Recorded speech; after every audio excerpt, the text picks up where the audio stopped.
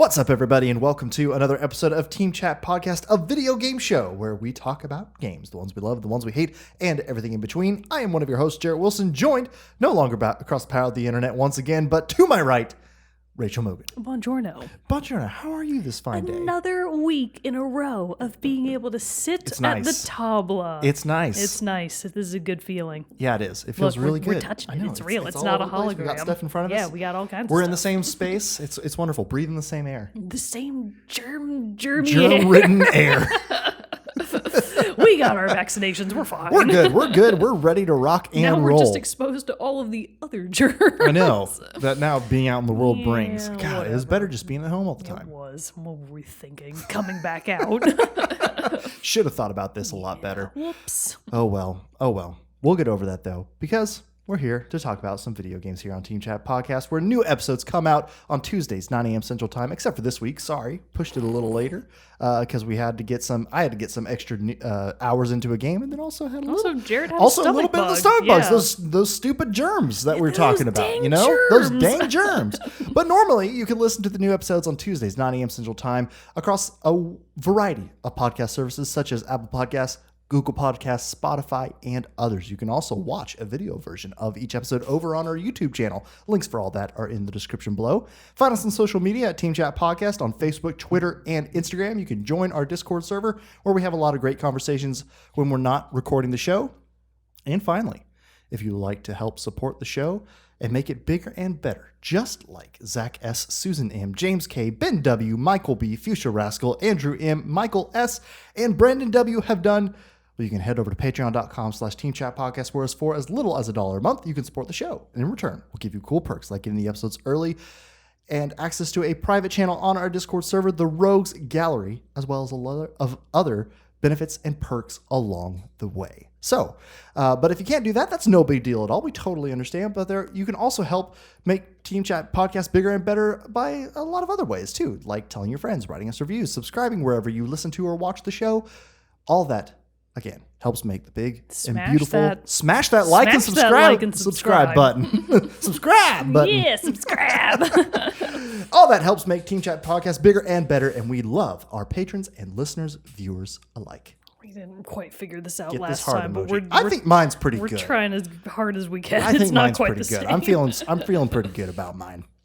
But before we get to the main topic of the day, because this is actually a fairly loaded down episode. We got some first impressions coming up. I bring in my first impressions of BioMutant to the show.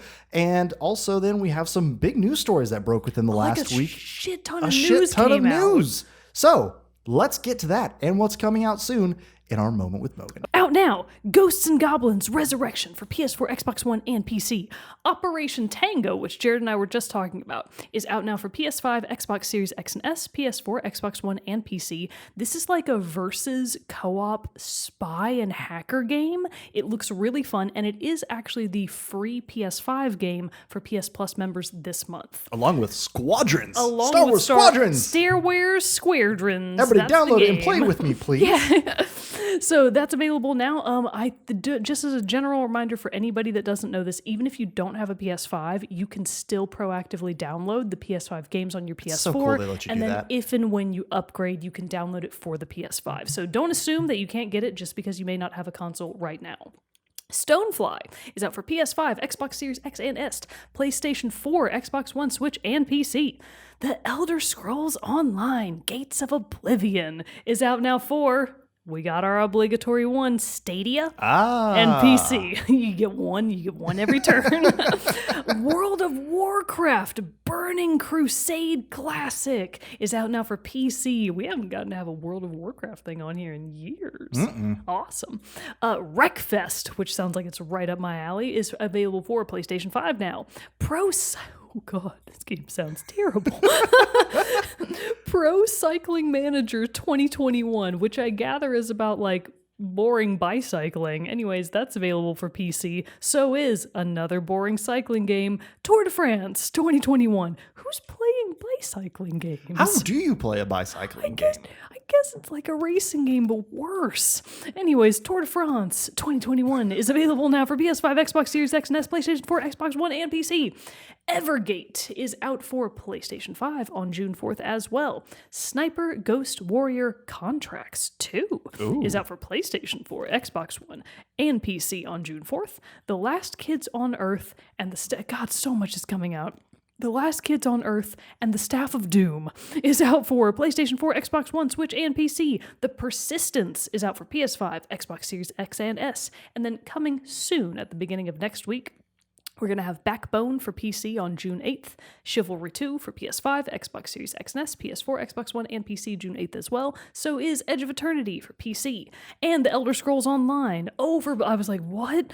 Elder Scrolls Online is coming to PS5, Xbox Series X and S on June 8th. So is, okay, that's all of it. I was reading the same line twice. Yes, Elder Scrolls Online is also making its way to PS5, Xbox Series X and S. And that is everything that will be out as of this episode's air date and or coming soon. Very cool, very cool. Oh, God, I'm out of breath. So, out of practice. I know, a lot of long lists there. Heavens. Games coming out. But some of the other news stories that we wanted to hit on really quick, a couple of them happened today, but before we get to those, we're going to jump back a few days in time, actually, to about, I guess, a week ago, by the time you're probably listening to this one, when we got a glorious state of play where we received 14 to 15 minutes of fantastic Horizon Forbidden West gameplay, and my God, Mogan. It was pretty amazing. It was fully willing. I mean, I've never had anything against Horizon Zero Dawn. Yeah. I've just never played it. But man, Aloy Goes West looks pretty fantastic, pretty awesome. It looks pretty great. Everything about it. Not only did it, introduce some new mechanics in the terms of like there are new monsters or machines you have to fight. Technically, we should have gotten her. Where is she? Oh, she's way down there. Oh God! I do have the little Funko version. Oh, okay. Bring her out. Yeah, get her out here. There we go. Put her right there. She can be our representative. There we go. That's our mascot. Okay, but you got those new machines, the Trimmer Tusk, the ones that look like velociraptors. Little scrappy boys. Those little scrappy boys. They're out there causing trouble.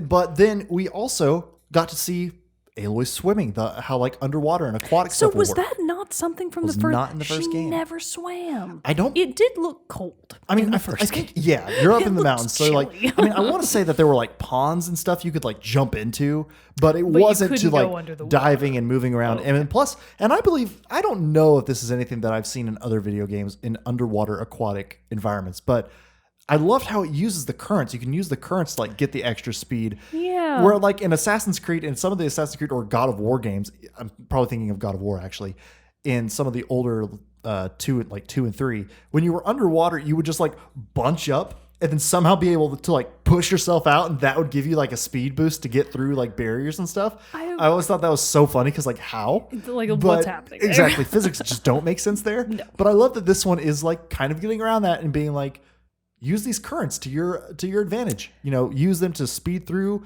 when there's a monster you're trying to avoid or just get through, because obviously you have like a breather unit on, which I'm assuming allows for. Did they actually show that?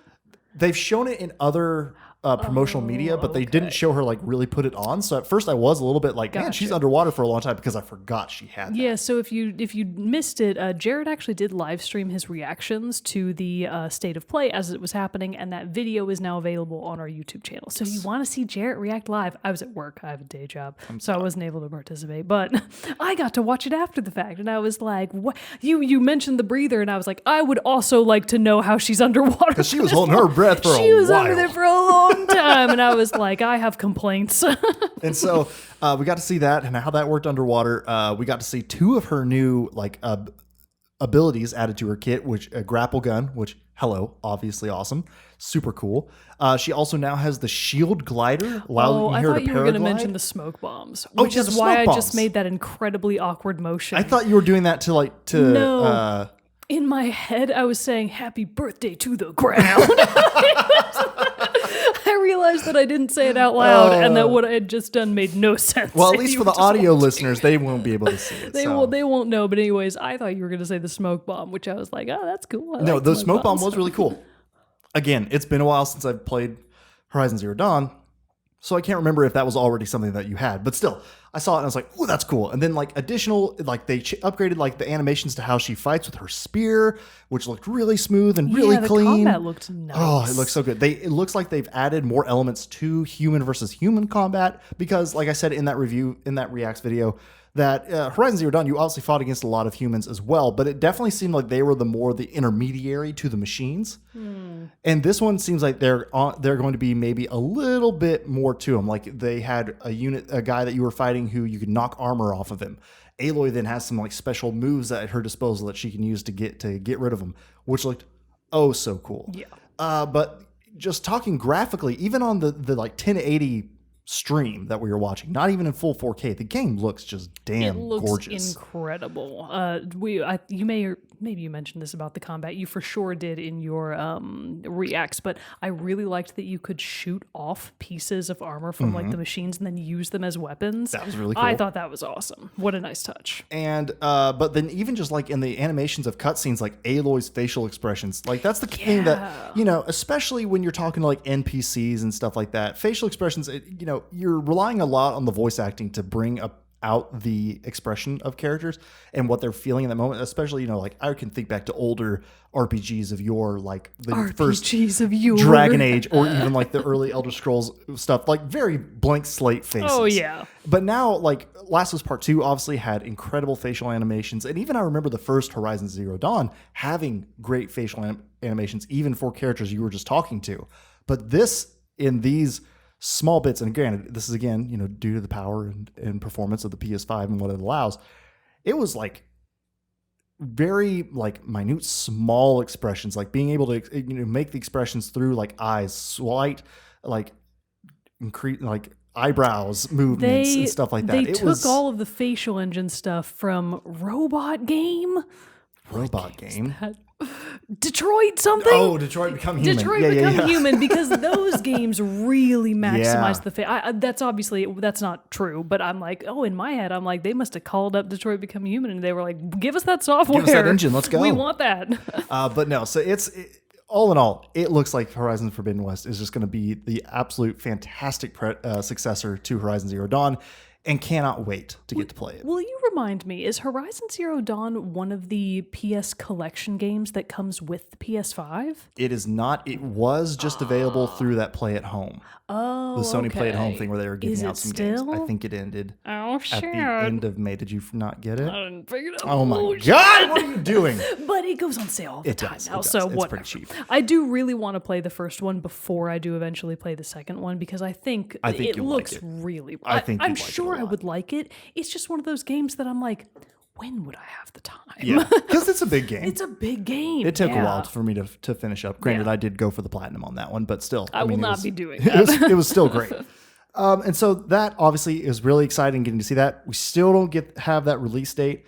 And even with some news that came out today, they're saying it was an article on the PlayStation blog, an interview with Herman Holst, who is the head of Sony Studios. Herman. And it was head of PlayStation Studios. Yeah, okay. He is. But he said in this article that, quote, "For Horizon, we're on track to release this holiday season, but that isn't quite certain yet, and we're working as hard as we can to confirm that to you as soon as we can." Which we both took as it's getting pushed. That's a big red flag of they are testing the waters to see how people react so they can kind of gauge the backlash. Yeah. After a statement like that, I would be genuinely shocked if the game does not get postponed. Oh, yeah. So I think it's for sure going to get pushed at least to, minimum February, January. Because if they're going to push beyond... pushing for holiday is what they're saying. And if they're not going to meet that mark, why wouldn't you push even a little bit farther out from that just to give your team a little bit of extra time? Well, Zero Dawn came out in February. Yeah, end of February. So... could match that same timeline. And we were kind of talking about this on the Discord. I don't see anything wrong with delays in general. I'm one of those very pro-delay people, but the reason that I'm so okay with this particular delay just goes back to the fact that there is still a PlayStation 5 shortage. Yeah. And the fewer people that have consoles, the more that's going to hurt sales of these big games at their outset. So I'm like, yeah, push back. Wait for more people to actually have consoles so that you can release your game to the widest possible audience. So I don't think that would affect me personally, but we did have some people in the Discord being like, well, pushing back my PS5 purchase date then. And I'm like, yeah, I get it. Well, because especially as kind of confirmed in this same article is that they're still pushing for PlayStation games to be both, for a while anyway, to be both PS4, PS5 compatible. I don't think Horizon is in that list. Like I know Ratchet and Clank is only PS5, but God of War 2 and Gran Turismo 7 are going to be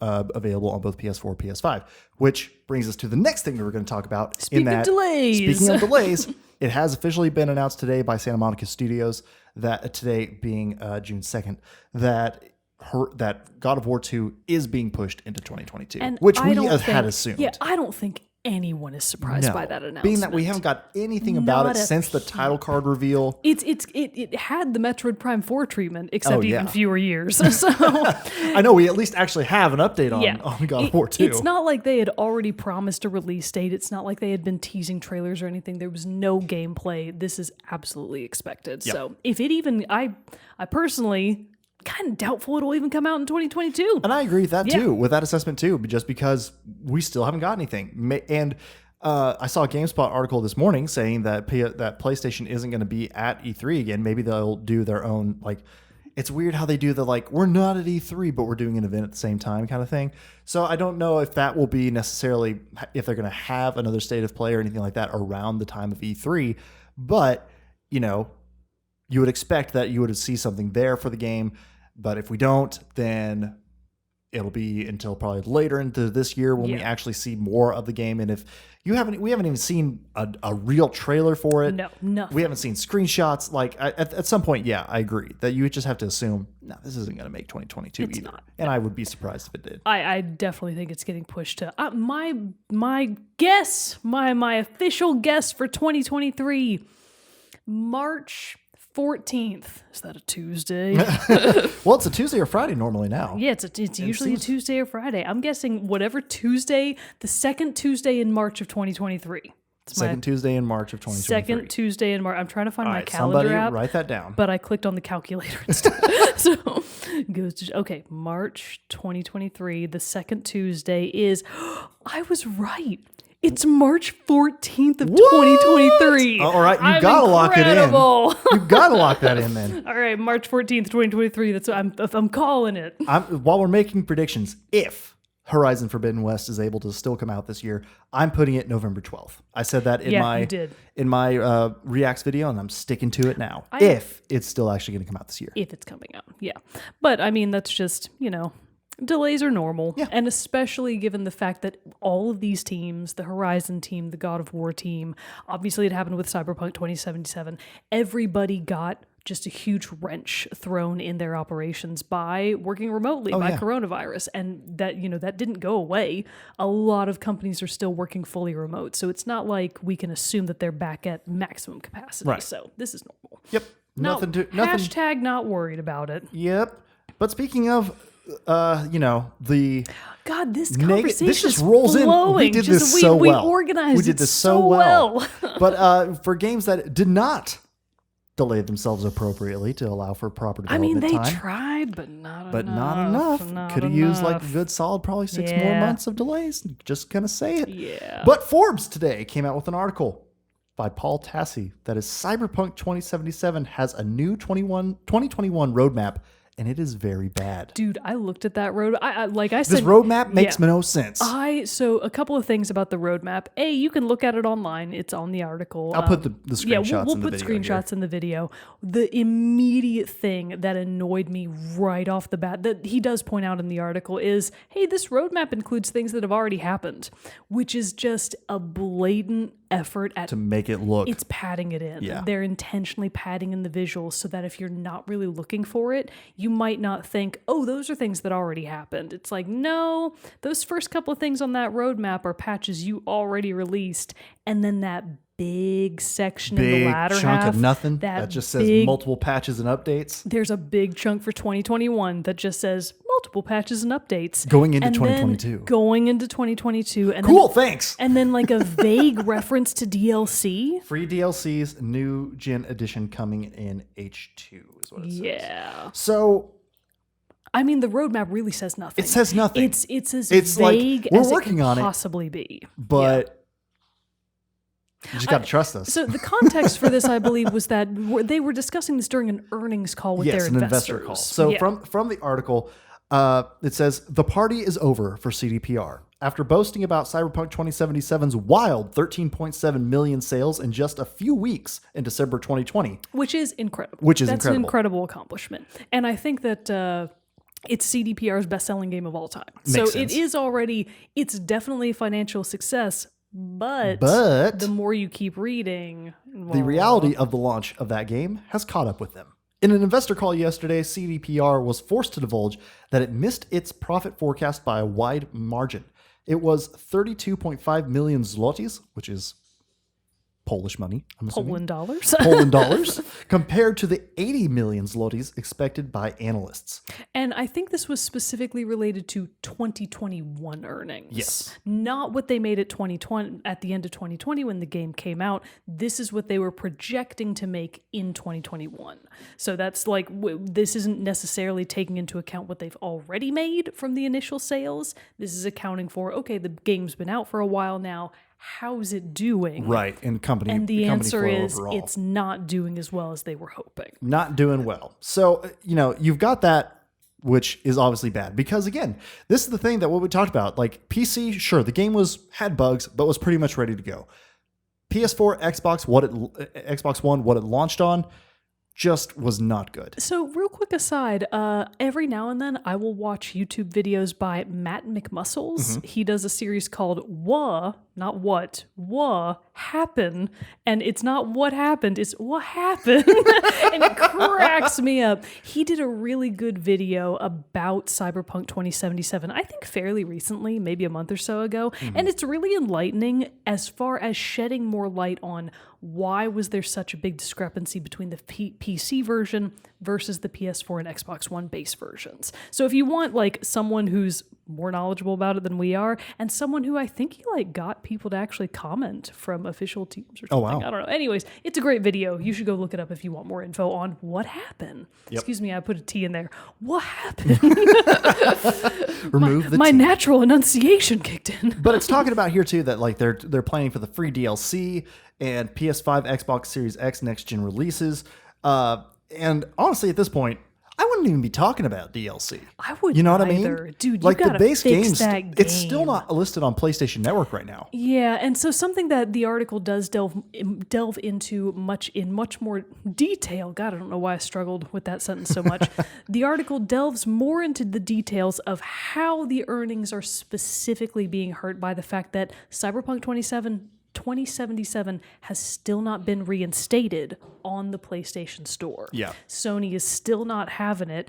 And at this point, it really does bring into question, are they ever going to put it back on the Sony Store? Says that he says in here it might never let it back on the PS4 and it's just waiting for the PS5 official release. Yeah, I mean that wouldn't. I agree that at this point it's because already. You would hope that version of it would be ready. In to our take memories, on it's like, oh, this just happened. This was like days ago, but no, it's been half a year. I know. It has been 6 months since the game came out for PS. It's been over 6 months since the game came out for PS4 and Xbox One, and it's still not entirely functional. There are still big problems with it. I know I started the game and then even then was having a few. I started on PS4 and I did just have to quit because I was like, there was enough little things driving me nuts that I was just like, I'm going to wait till I get a PS5. Well, coincidentally, I got a PS5 not too much later, but that I tried playing it there and still had random crashes. Yeah. And I was like, I'm going to wait.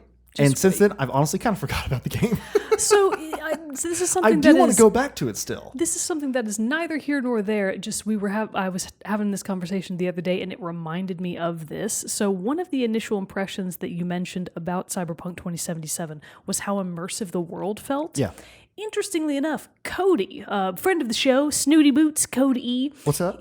What's up? He has just started playing the Mass Effect Trilogy Remastered. Ah, nice. And one of his primary comments was, it is so immersive of a sci-fi experience. So I was thinking, man, if Cyberpunk 2077 kind of failed in that regard, maybe not by design, but by functionality, perhaps if you what I'm saying is, if you need something to fill that hole, Mass Effect, the trilogy, remastered, it's out there. Give it a shot. You can romance aliens. Nice. Yeah. I'm on board with that. Yeah, who wouldn't be, right? Who wouldn't want that? I would like some extraterrestrial space exploration.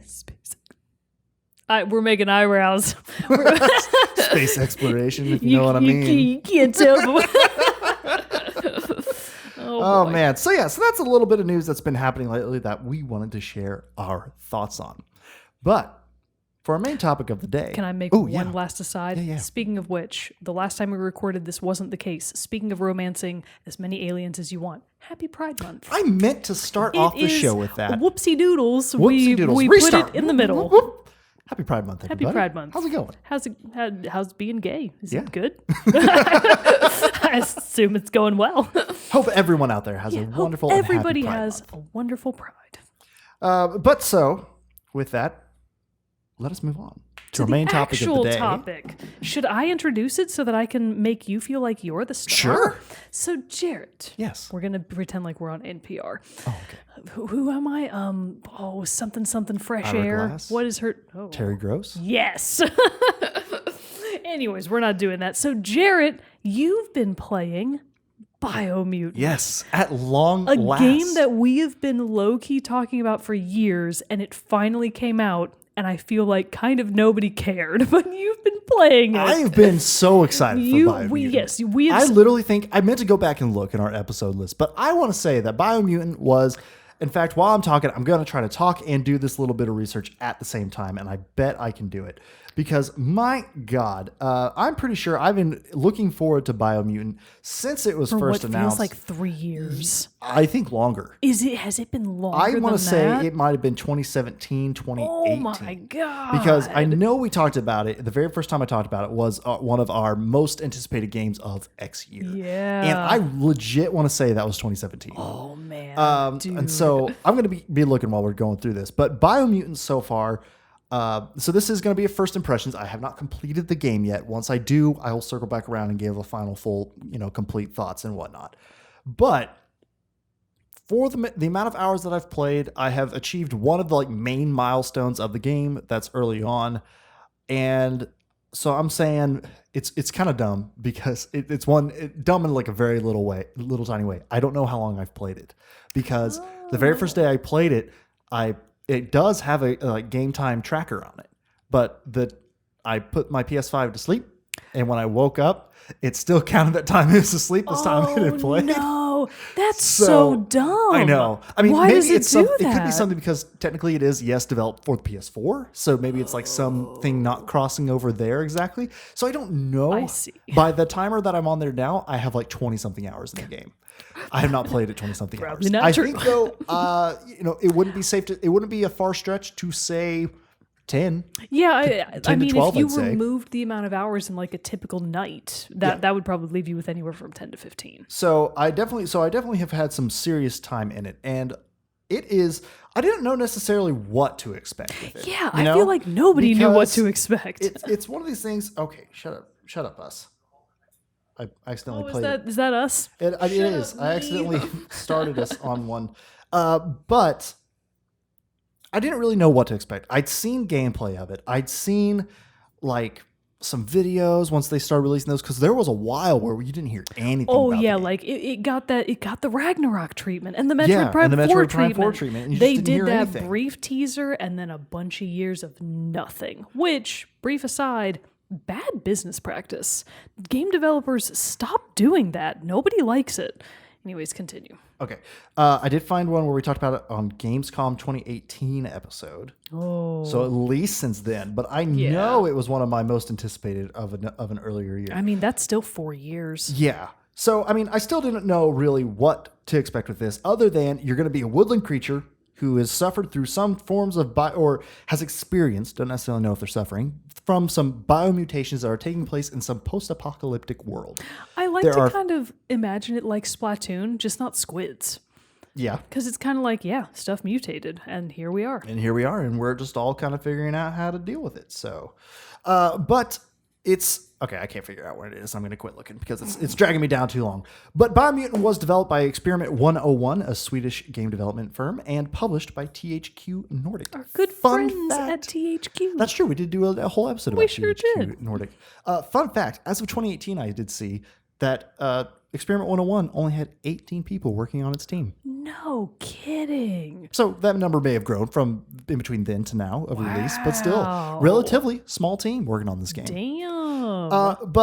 So the thing is, I just knew you were going to be these creatures, woodland creatures, which I was kind of like that used weapons. You know, I never actually read the books, but it gave me a very strong, it gave me a very strong, like feeling to like Redwall. Remember those old games? Oh, yeah. I was way into Redwall. It was like if you took Redwall and just put it in post-apocalypse. Oh, my God. With mutations. You're like sending me into the past. First of all, Brian Jakes used to narrate his own stories when they would do the animated series in the mornings, like in the 90s. Loved that. And when he died, I was very sad. My favorite book of the Redwall series is Marl Fox. Nice. I would like to hear other people's Redwall tales. I had friends who read Redwall. I don't know why I never did. I feel like I probably would have been right up my alley. I don't think I've read a single Redwall book since maybe middle school. I feel like middle school would have been the last time I read one. I would love to go back and reread them and be like, is it good? I would like to know. But anyways, so it's like Redwall, but in the future. I'm assuming, again, not having any knowledge of Redwall other than I know it's like woodland creatures using swords and bows and arrows and whatnot. Correct. And they talk and they wear little clothes and it's very cute. Exactly. And also brutal. Oh, really? Yes. Lots of violence? Dude, so much violence was in Redwall. Nice. Those foxes be killing people. Oh, no. Marl Fox was about the Marl Foxes, who are like, I think, an elite band of assassins. Ooh. I was a weeb even then, so don't at me. So the synopsis, though, of BioMutant is a plague is ruining the land, and the tree of life is bleeding death from its roots. The tribes stand divided, in need of someone strong enough to unite them or bring them all down. It's not exactly analogous, but at least the tree of life stuff and like the plague throughout the land, that reminds me of Ori and the Blind Forest. Oh, yeah. So it's actually kind of interesting because the game is described, which is something I missed along the way, waiting for the game to come out, that it's really, they describe it as a martial arts tale. You are learning the abilities of Wong Fu. Oh. And as you progress and unlock weapons, you'll learn new Wong Fu abilities. And it actually has a very strong Japanese, Asian feel to the whole game. Very cool. The music feels very Asian in those respects. There's one tribe that you encounter that you can either join or fight against, the Jagni tribe, that all wear like samurai armor. Oh, cool. And so, then there are other tribes all have various outfits and looks like that based on them. But I just kind of enjoy that overall feel to it. Because again, not necessarily what I was expecting that to be. But it is where it's very still like post-apocalyptic. The world's run down. You're running across, they call the old world, or the world that was before, when they're referring to like what the humans left behind. Oh, so this is canonically post current human world. So since this is first impressions, I'm not going to go super deep into stories or talk about like really in-depth spoilers or anything like that. The one thing that kind of just like sets up overall the lore that I will say, that's not necessarily a spoiler, you find this out very quickly, is that there was this corporation, Toxicol, that basically started like dumping shit into the ocean. Oh no. Dumping shit into like landfills, and that is what eventually brought about this like massive apocalypse / mutations of all of everything on the earth. A little too hits too close to home. Right? A little bit. It's a tale. You got to take it's a metaphor. You got to take this in and look at it and evaluate your own life and do with that as you will. Yeah.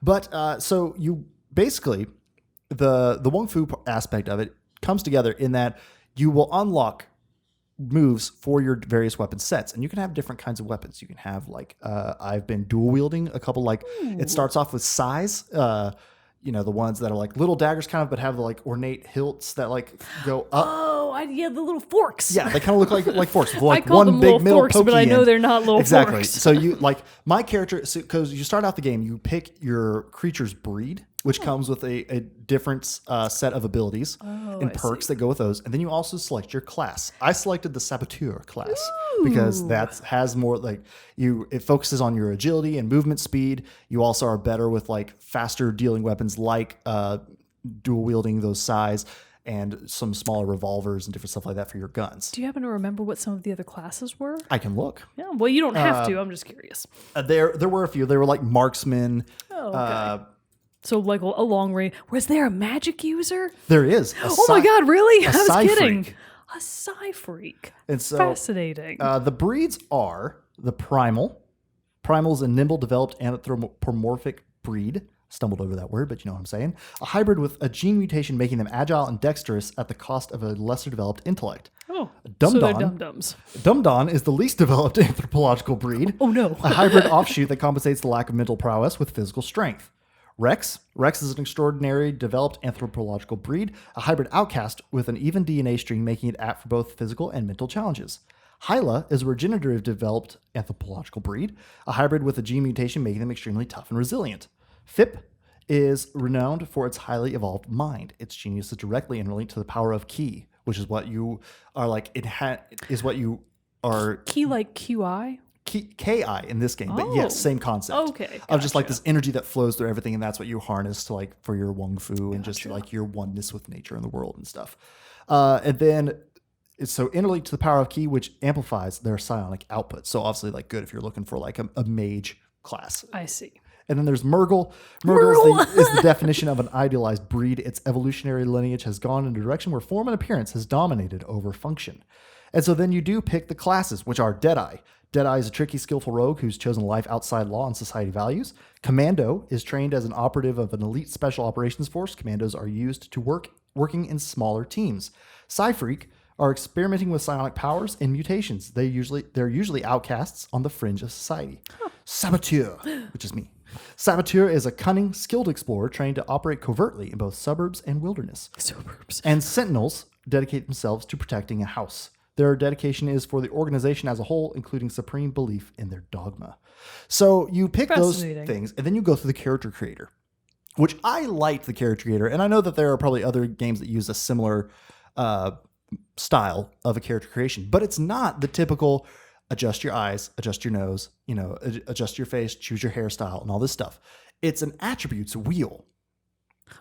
That has but it's kind of like a diagram where you move the center point closer to the attributes you want to increase their values. But when you do that, those are tied directly to your physical attributes. So it changes like the size of your body, the size of your head, the size of your if you're skinny or muscular and all that stuff. So it's kind of this fun. I enjoy this because it was this mix of finding the balance of what you want it to look like physically versus what you want those stats to be. I really like that idea. Yeah, it was really fun.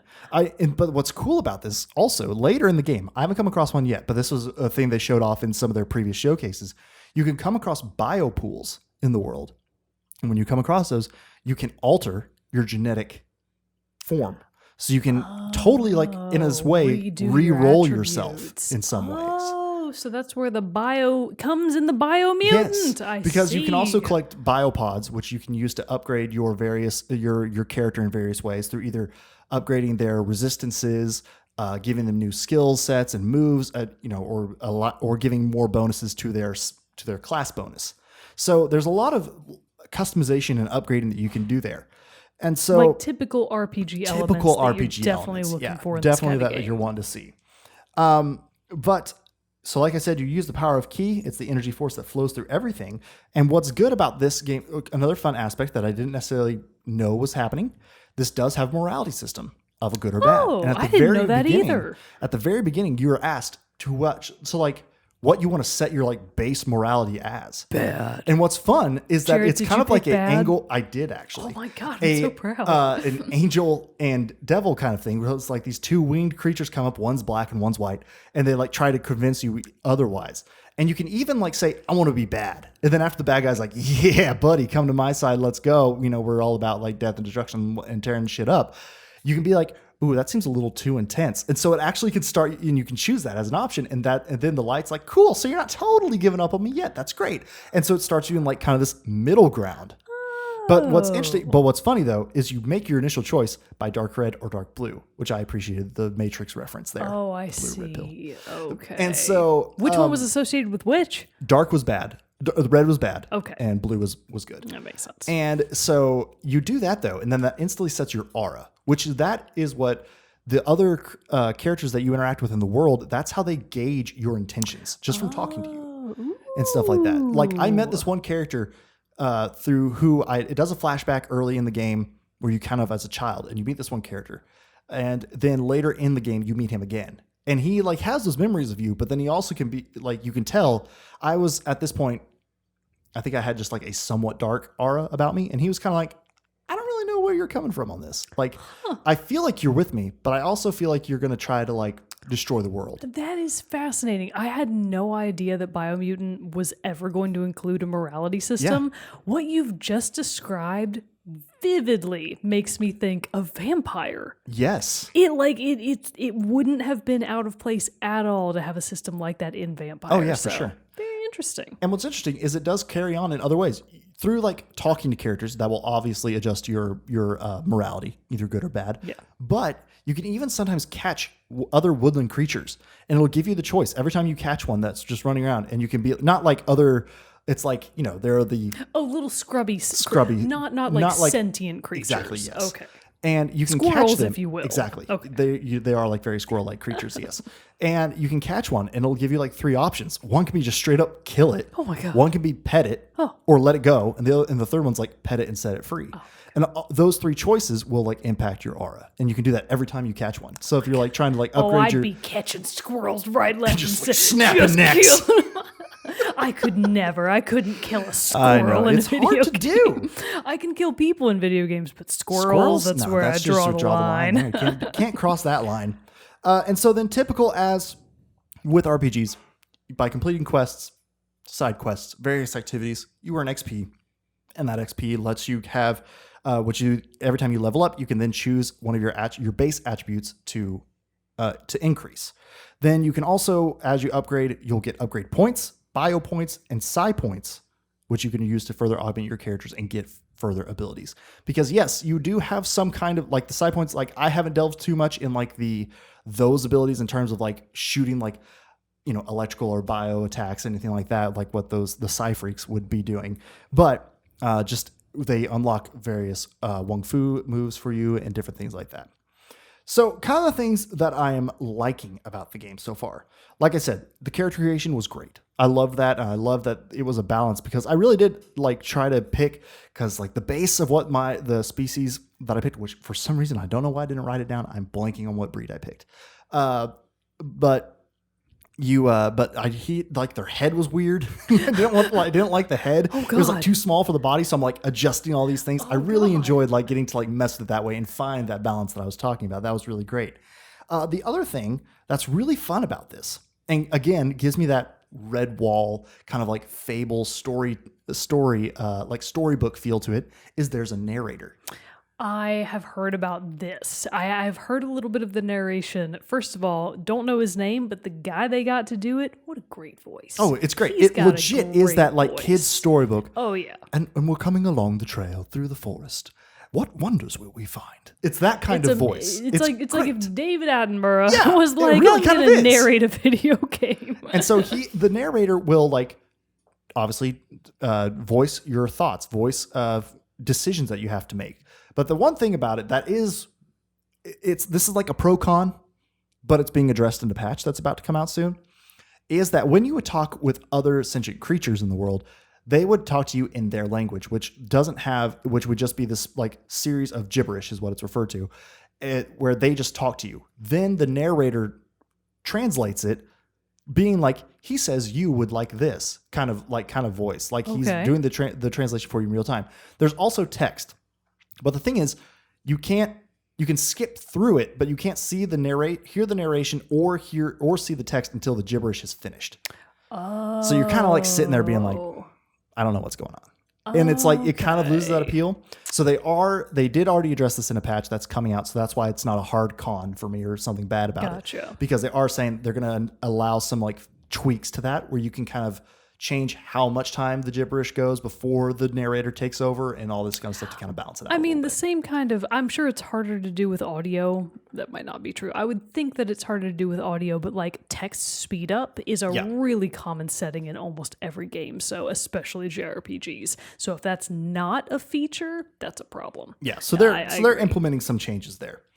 The combo-based combat is incredible. The combat actually is a ton of fun because, like I said, you can have like I'm starting off and I have I'm using those dual-wielded blades, but you can have like two-handed blades. You can like one-handed slash, two-handed slash is what they're calling. You can have like range guns, like you can have like pistols. You can have like shotguns or rifles and stuff like that. But the whole thing is you have these abilities, and as you use them and unlock and use your upgrade points to unlock further Wong Fu abilities, you earn these more moves.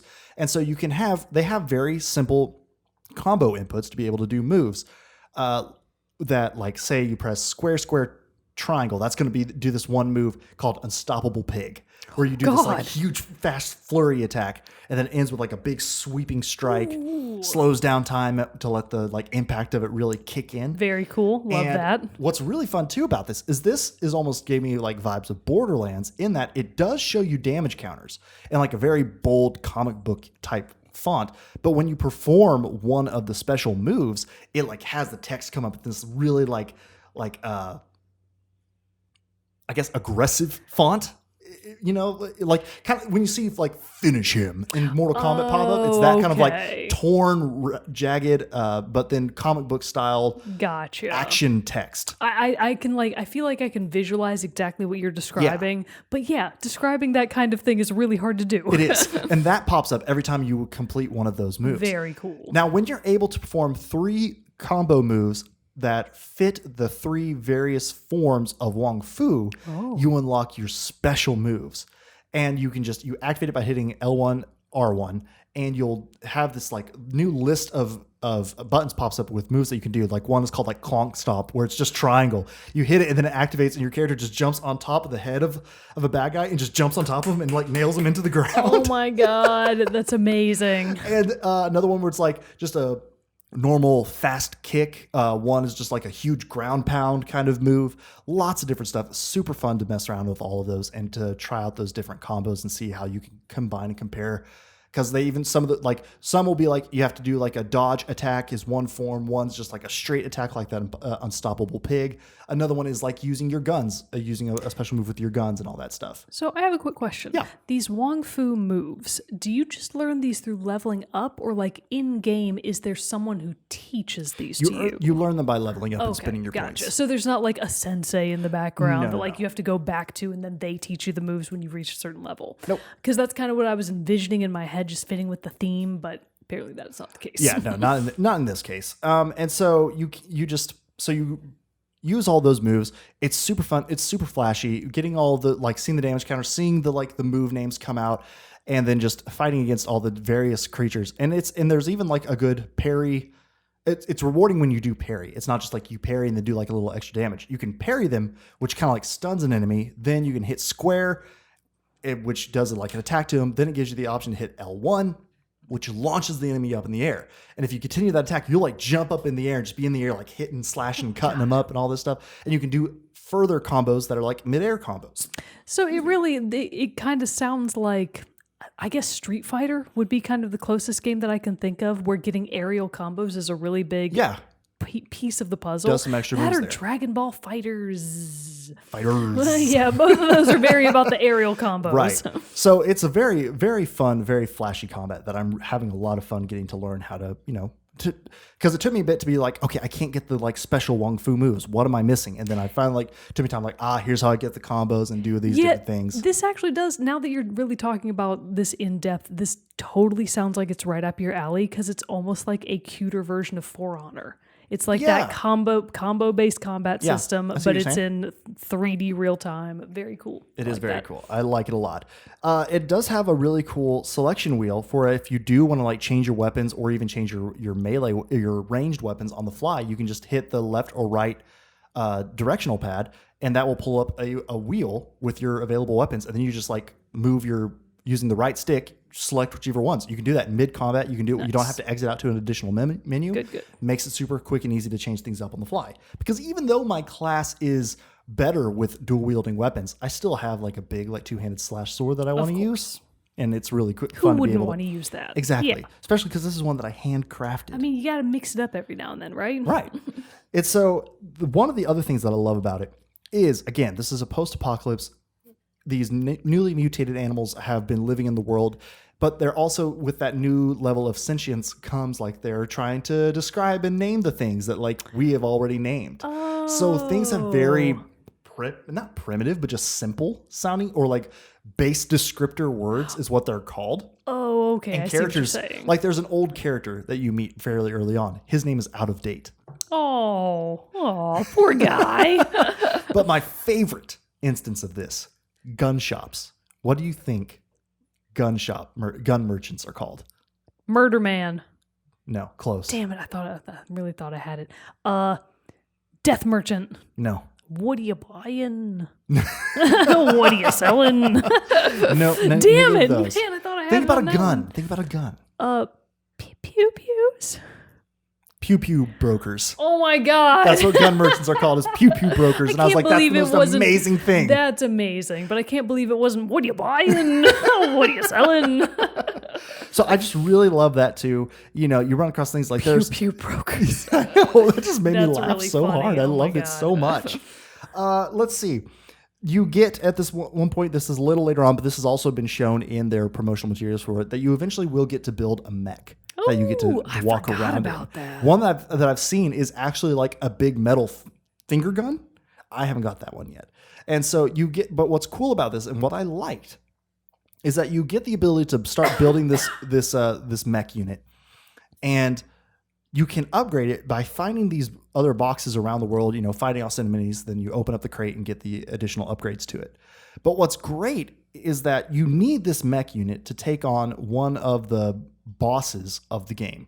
Because so it says in the beginning, in the like synopsis of the game, that, you know, you're trying to save this tree of life. The tree of life is being eaten at its roots by these 5 creatures called world eaters. Oh God! Which actually gave me a whole lot of like similar vibes to the divine beasts. Excuse me. That's okay. I got something in my throat. The divine beasts of Legend of Zelda. Really? Breath That's of the not what Wild. I would have immediately thought of. Just more like, not necessarily that they're serving the same purpose, but they're these big gigantic beasts that you have to go fight. Oh, I see. Okay, now I'm seeing the That's threads. more what Gotcha. it was there. And so one of the very first, you have to take on one of these world eaters, which I'm just going to say again, talking about the fun names. It's this big fluffy beast. It's called a jumbo puff. Oh, that sounds like a really tasty snack. But it's not. It Oh, wants to no. make you its tasty snack. Oh God! So you need this mech to go fight this jumbo puff. But what's cool, and you can find it, like I said, there are these upgrade crates. But finding those upgrade crates is a side quest. But here's what's cool: all of the new crates are en route to. Oh, so they like put them in your path. So it's kind of this thing. It's like, it's not like, hey, you got to go. And I'm sure later in the game, as I get more and whatever, there will be other crates, other places of the world. But I was still just like, that's just nice. Like, it's just easy. You're not having to like go scramble all over the place and like get ahead of yourself and trying to find these things. It's just like, it's going to neatly, I guess, and maybe it's a little simple, maybe, you know, whatever. But still, it's like, I like that they are just like, here. You're making your way here. Here's some small things to do along the way. I mean, they're going to eventually help you out in the long yeah, run. I also kind of really like that approach because, frankly, not every game needs to be Assassin's Creed level of size. Right. Not every game you need to go from hither and yon just to get to the next part of your quest. So agree. I think that those types of games absolutely have their place, and that there's no shame in thinking that it's fun. And I would even push back against. Why am I struggling with this sentence so hard? I would even push back a bit against the term simple. It's minimalist. There we go. Much better descriptor of it for sure. And so while you're doing all this of trying to save the world, the kind of other conflict that's happening around you is that there are these 6 tribes that are taking up the world, and they're all at conflict with each other and at war. And so you have to then decide. You meet early on 2 tribes, the Myriad tribe and the Jagni tribe. And you have to decide which one you want to ally to. They give you their spiel and be like, hey, here's why you should fight with us. Because you're this cool, like you're even referred to as a Ronin who's like out in the world. And they're like, hey, you're powerful. We've heard about you. Well, you want to come fight with us? You want to come fight with us? You do. Come on board. And so that's a whole nother like layer to this as well, as you're trying to like save the world, because that's kind of the whole thing. You can't, and it goes back to the morality of the game. The morality feature of it is that you can choose to go and save the Tree of Life and save the world. You could choose to destroy the Tree of Life. Oh, like, God. That's kind of like what it's kind of setting it up to be, where you can kind of like be like, nah, fuck it. Bring out the end of the world. Let's go. Wow. I like that that's an option. I know. And so through your alliances with these tribes is what kind of like decides which way you're going to go and all that. What's cool though, is you could team up with the good guys, the guys who are wanting to save the Tree of Life, and be like, this is cool. I'm with you. But then you can switch allegiances and go to the bad guys. You're not locked in permanently, which I think is really fun too. But then also like adds this other layer of non-fluff filler to the game while you're going to the big parts, which is going to be fighting the World Eaters. Yeah. I gotcha. I also really like that you can switch sides because, frankly, you can do that in real life, and I feel like not having that in video games is weird. I know. You need to be able to make those complex choices of, I'm done with these fools. You can change your mind. Yeah. Like in Skyrim, you can get further into a quest and be like, these people suck. I want to kill my companions. I'm going to kill all these bastards. Exactly. Go join those sweet vampires out in the catacombs. Right? That's the right way to go about it and do it. I think so too. So, and then other than that, there are plenty of rewards for exploring because you'll find crates that have power-ups and like pieces of weapons and everything like that you can use for crafting. There are puzzles for you to complete throughout the world, and they're simple little things. Like there will be an electrical box that you have to just align the dials in the correct way, but you only have a certain number of moves. And so, doing things like that, those will give you rewards and bonuses. And then there are also just these towers of crafting materials that you can find in destroying the world to start using your crafting. So it's like there's a lot of good like story content to keep you going. There's also a lot of just like side exploration stuff that you can do that does feel rewarding and not just empty. Yeah.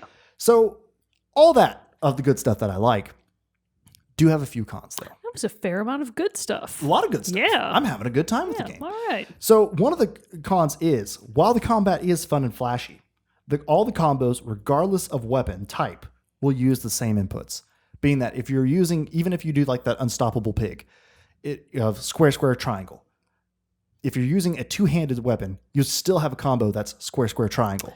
It's called something different. And it might have slightly different timing of its input, but it's still the same input. Okay. Same with like using guns or stuff like that.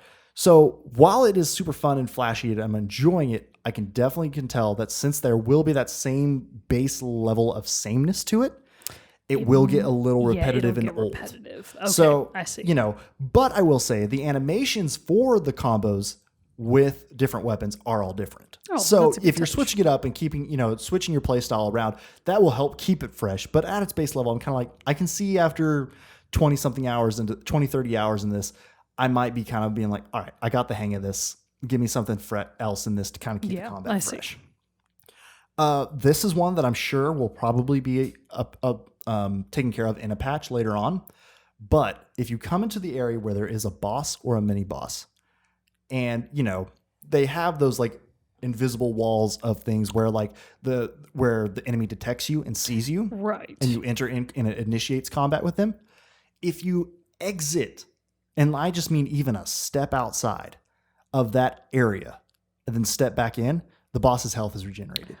Oh, that sucks. It's mostly, I've come across that with like mini bosses that you'll run into as you're like free exploring the world. Oh, not like huge storyline bosses. But, and it's usually, and it hasn't really hung me up that bad yet, but I still would just sometimes be like, I'd like move and they'd be like, why is this boss back to full health? What's up with this? That sucks. So that's just kind of like one thing I'm like, ugh. That needs to be fixed. Yeah, I'm sure that does absolutely sound like the kind of thing that they've got to fix, right? There's no way that can stand. Yeah. Because you get like swarmed and because there will be little enemies around them, so you'll be trying to dodge those and everything, and you just naturally run back a little bit too far, and then step forward, and you're like, wait, what? Oh no! So, yeah, that's unfortunate. Little bit of thing there. A very big key part of the game is the crafting. And that, you will discover components for various pieces of weapons, which I do like, and I should have added this in the pros, that the crafting is so in-depth, being that you can find blades, handles, add-ons, muzzles, magazines, grips for the guns. Like, there are pieces galore that you can use to craft all the weapons and put them all together in various combinations with various rarity types and everything like that. But the menu system combined with that, it's not very clear. So it took me a little bit to get the crafting where I was like, okay, I think I understand now what I'm doing. Gotcha. It also took me a while to figure out, because of this next con that I'll kind of talk about, it took me a while to be even able to start really finding crafting stuff. Because I was like, I'm far enough along. I'm like level 5, 6 at this point. I'm level 12, 13 now at this point. But I was like, I should be able to start crafting stuff. But why can't I craft guns? Why can't I do any of this stuff? And it's because I just didn't have some of the crafting abilities, which you get by like dismantling your weapons. True. But I was also like, or dismantling parts, you can get stuff. But then I was like, but I'm not just finding them. And so like, I then eventually started finding those crafting towers, and I was like, okay, I know where I'm going now, and now things are clicking and rolling, and I'm being able to upgrade stuff all over the place, which I did just craft like my first legendary weapon and everything. Nice. And, it is sweet. Very nice. But the one thing then, which kind of leads into this, and where I think that kind of started happening, where I was getting confused, is that when you complete a quest milestone, and you're moving on to the next part of the main story quest, it'll come up with like a big graphic in the middle of the screen that says new quest and then title of that portion. But that almost makes it seem like it's a new quest entirely. And you finished that quest. And it's not just like a stepping stone to the main quest. Because then if you go to like the quest log, those names aren't there. And it's still like the same 4 main quests that you're going after. Oh, okay. So I found myself early game finishing one of those parts, being like, new quest, go do this, blah, blah, blah. But then I would diverge and go off on another way. I see. So I kind of think like I might have jumped ahead a little bit in some places, maybe not gone far enough in the early stuff that I should have, because I thought I was already done with it. Oh, so it was a little bit of just like kind of caused that confusion. Instead of just being like quest updated, here are your new milestones. Yeah, it was like new quest. Boom. And I'm like, okay, but that's a little confusing to me. I see what you're saying. So it just caused a little bit of confusion trying to follow those quest lines. But yeah, that's pretty much it. I'm overall having a fantastic time with BioMutant. It was, so far to me, been very worth the wait. It's a new, I'm a big fan of RPGs and like open world games and stuff like that. And it just feels with like the woodlands creature vibe and setting tied with like this martial arts, almost Kung Fu Panda-esque kind of stuff. Yeah, Kung Fu Panda. It really has this cool, unique feel. And I'm having a blast with it. So I think if any of that, like if you're a fan of RPGs, open world games, I definitely think you should give BioMutant a try. And I just think that nowadays, anytime a game comes out that is even a little bit different than all of the other standard video game fare that's out there, I'm like, kudos to you. Good job for coming out with a game that isn't a carbon copy of everything else. Oh yeah. And so it does have a lot of, and like I see some, and again too, like I said at the beginning, for a team of 18 plus people, it's a solid game, I think, overall. Very and I'm having nice. a blast playing it. So Awesome. I think go support Experiment 101 Games and play BioMutant, because it's just been a hell of a good time so far. Excellent. I have learned so much today. Yeah. I feel like I'm re-energized to eventually, after the Mass Effect trilogy, play BioMutant. I know. I do. That is the thing. I definitely was like, which one do I get? But it's just like, I know we'll be playing the Mass Effect series this year, because like, again, it was one of we have to this year. And I want to / have to, because of how much we earned in Extra Life. So I will be playing it, but I was just like, I've waited for BioMutant for so long. I gotta get it when it comes out and try it out. And so far, that has not been a poor decision. Yeah, so. I am glad that it is at the very least living up to expectations. And in some ways, it sounds like a really cool game. Oh yeah, and like it's trying some new stuff. So good on them. Yep. Experiment 101. Good job. Ooh. Oh my God, puppies. Birdie agreed. Yeah, I don't know if you could hear that, but she agrees with us. She sure did agree. So before we wrap up and everything, just a little bit of housekeeping that, again, probably should have been at the beginning. But we didn't. So whatever. We're changing up the schedule a little bit because Mogan and I, because it is Pride Month, And also too, because we're cheap and it was made free for us. We're going to play. We don't have to talk about We're that. going to be playing and reviewing Tell Me Why from Donod. Obviously, we're big fans of Life is Strange series. I feel like both of us would have wanted to play the game eventually anyways. But now all the episodes are out. We don't have to wait. We don't have to wait. And we can just play it all in one fell swoop. Free, so we're going to be trying to play and review the game before the end of the month. So because of that, to give us a little bit more time to do that, we're changing it up and not doing our Team Chat Plays night, or where we stream a game together. We're not doing that at the end of the month. We're instead going to do that this coming Tuesday. Yes. So next week will be our stream week. Exactly. Which is, I just want to get the date for everybody real quick. The 8th. That will be June 8th. Yes. Yeah, so we will be doing a Team Chat Plays. Game still TBD. We'll pick something later, because this will be the first Team Chat Plays that we're able to potentially do it in person again. So we're trying to pick which game we want to do. Exactly. Do we want to play it online multiplayer? Or do we want to play some couch co-op? Yeah. I don't know. We've got so many options suggestions now. Or whatever. We'll play them. So that was pretty much it. Just wanted to knock that out before we brought the episode to a close. But yes, if you are looking for a great, unique, fresh bit of air into the RPG worlds, check out BioMutant. But don't breathe in all those biomutants, the contaminants that are in the world. Don't. That's bad pollution. stuff. It's bad for you. It's bad. And yeah, it we've all brings about seen the fall of man and the rise of the animals. Oh, that too. I was gonna say we've all seen fairy rainforest pollution movie. Fern Gully. Fern Gully. There we go. Yeah. I was like, I'll get there eventually if I think about her. Another blast from the past. Yeah. Fern Gully. My God. Is Tim Curry in BioMutant? Oh, he should be. Bummer. I know, right? Well, Tim Curry should be in everything. He should be in everything. He's an amazing man. All right, well, whatever. You can't win them all. Can't win them all. But everybody, that wraps up this episode of Team Chat Podcast. If you have any thoughts on BioMutant or playing BioMutant yourself, or questions about it, anything like that, let us know. Write us an email at teamchatpodcast@gmail.com. Comment below wherever you're watching or listening. Talk to us on social media. Join our Discord server and talk about it with us there. We would love to hear from you. But until next time, everybody, I am one of your hosts, Jerrett Wilson, joined to my right by Rachel Mogan. Adios. We'll see you all next time.